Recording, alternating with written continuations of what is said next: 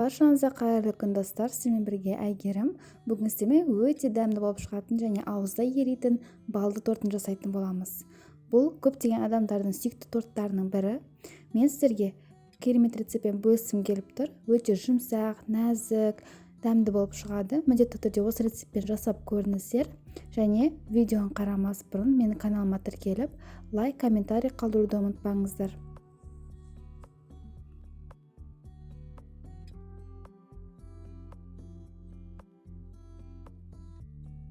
Ең алдымен плитаға қоятын ыдысымызға қантымызды, сары майымызды және балымызды бірге саламыз.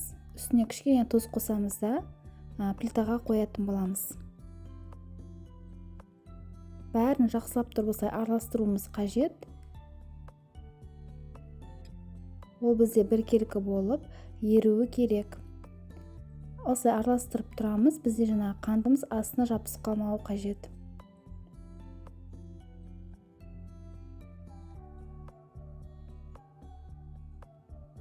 Толықтай ергеннен кейін плитадан алып тастаймыз да бір шай қасық ас содасын қосамыз. Содамызды қосамыз да жақсылап тұрып араластырамыз. Бізде осылай көпіруі қажет.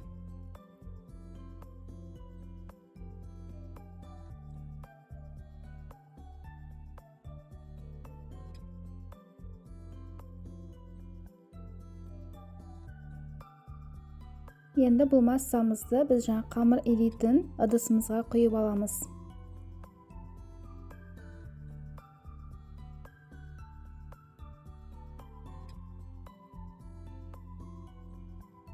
Енді бір-бір жұмыртқадан салып жақсылап тұрып араластырамыз.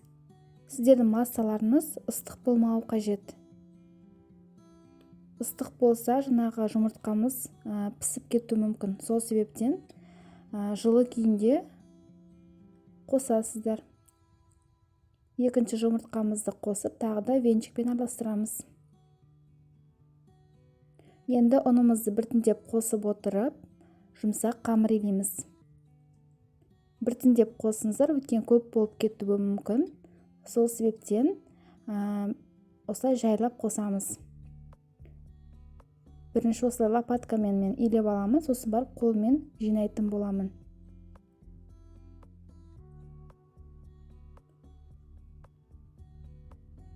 Біздің қамырымыз осылай қолға жабыспайтын, бірақ жұмсақ қамыр болып шығуы қажет.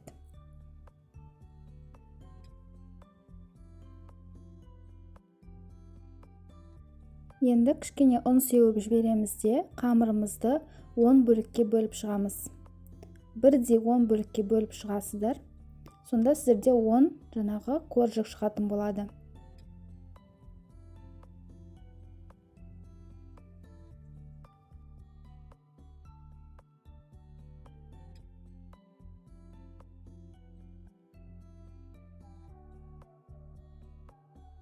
Енді пергамент қағазын алып, осының үстіне бірден жаятын боламыз.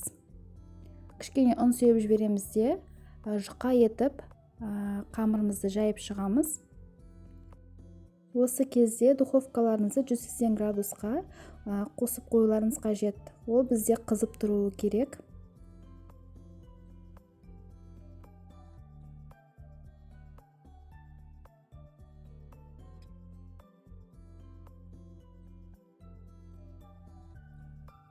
Осылай міне жұқа етіп жайып алдым. Қазір жандарым піскеннен кейін кесіп тастайтын боламын. Шамамен диаметрі 22 сантиметрдей болып шығады мен торттарым. Сіздер жаңағы үлкендеу болған қаласаңыздар, ол кезде жаңа бөліктерді кішкене үлкендеу бөліктерге бөлесіздер. Енді осылай шанышқымен тесіп шығыңыздар. Піскен кезде көтеріліп кетпейді. Енді 180 градуста 3-4 минут пісіріп аламыз. Пісіп атқан кезде екіншісін де дәл осылай жайып алатын боламыз. Сонда тез бізде дайын болады. Міне піскеннен кейін міндетті түрде осылай ыстық күйінде жан-жақтарын кесіп алып тастаңыздар. Өйткені суып қалғаннан кейін жаңағы қаттылау болып тұрады. Сол себептен сынып кетуі мүмкін. Сол себептен осылай міндетті түрде бірден жан-жақтан алып тастауларыңыз қажет. осылай оп-оңай алынады. Қорждарымыз міне жан жақтары теп-тегіс дөп-дөңгелек болып шықты. Менде міне 10 дана шықты. Бәрі де әп-әдемі болып пісті.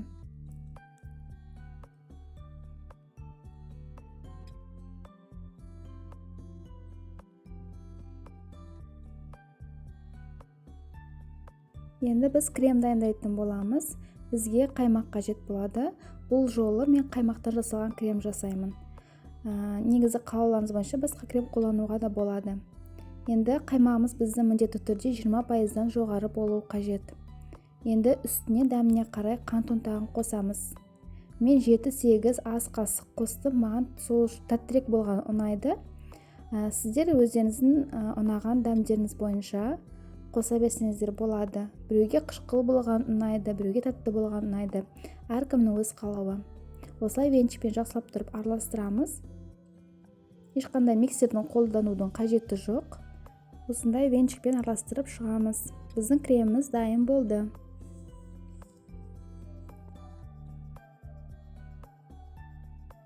Енді тортымызды жинайтын боламыз. Егер кольцо болса, сонымен жинағандарыңыз дұрыс, сонда сіздердің жаңа торттарыңыз түп-түзу болып жиналады.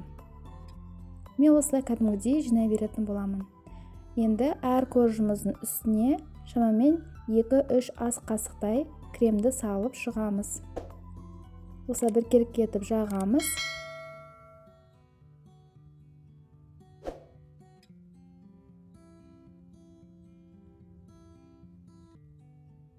Үстіне екінші коржымызды саламыз. Үстін қатты басудың қажеті жоқ, жай түзу орналастырсаңыздар болғаны. Үстіне тағы да кремді жағып, осылай бір керекетіп жинаймыз. Достар, менің каналымда түрлі тәттілердің, дәмді тамақтардың рецепттері бар. Сол үшін каналыма тіркеліп, қоңыраша белгісін басып қойыңыздар, және де менің басқа да видео рецепттерімді қарап жасасаңыздар болады. Енді үстіне қалған кремімізді үстіне және жандарына жағып шығамыз.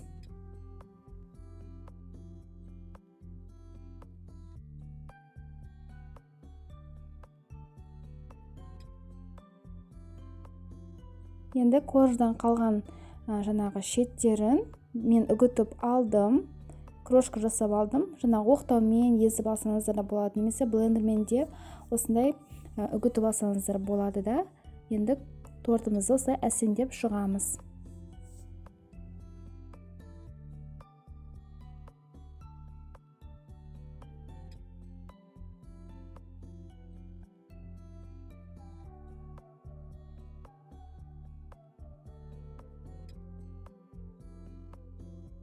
Тортымызды кемінде 2-3 сағатқа жаңағы холодильникке қойып қоямыз.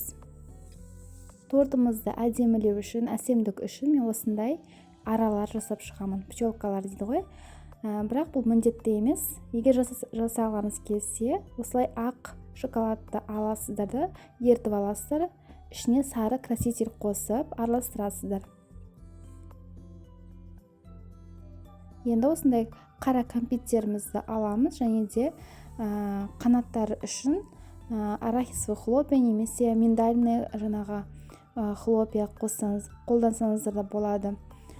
Осылай көздерін жасап шығамыз, және де 3 полоска істеп шығамыз да біз араның формасын жасаймыз.